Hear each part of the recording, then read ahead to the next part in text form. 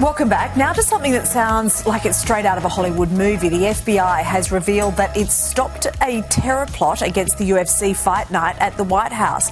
Now, the plan appears to have involved using drones packed with explosives to hit nearby buildings, forcing a mass evacuation of the event. So scary. That first attack would steer panicking crowds into the line of fire of a team of waiting snipers. Officials have told Fox News a second wave of attackers was then meant to storm the White House gate as well. So for more, we're joined by former CIA agent Mike Baker. Great to have you with us again, Mike. So the details are staggering here.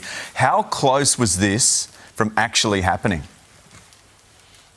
Well, it was close enough. But they were still in the planning stages. The Bureau and Secret Service and others that were involved, obviously didn't want this to get too far down the path.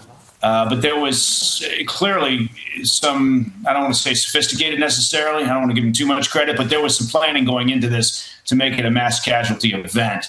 The law enforcement, look, this was a massive event, this UFC fight at the White House. And it took months and months and just the logistics of planning it. But behind the scenes, behind all the logistics and setting up the cage and everything else that was going into this, were the security plannings and the protocols that were taking place. And part of that was sort of the monitoring of known groups. This was interesting because the way that this, in part, was identified was not atypical for lone wolf attacks or attacks that are not organized by sort of known terrorist groups. Okay, but because there were multiple people arrested, we're not looking at a lone wolf here, right? How much more serious does it make this, and do we know anything more about their motive and who they were trying to kill?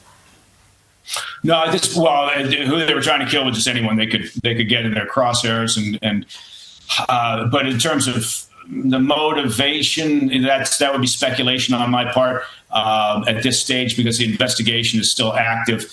And so I don't want to dive into that. Let's just say that there's any range of motivations, whether it's sort of a state-sponsored terrorist attack from outside the country, whether it's domestic terrorism, whether it's simply in this hyper-partisan world that we live in, it was just individuals who hate the current administration and thought we're going to make a statement at this main event.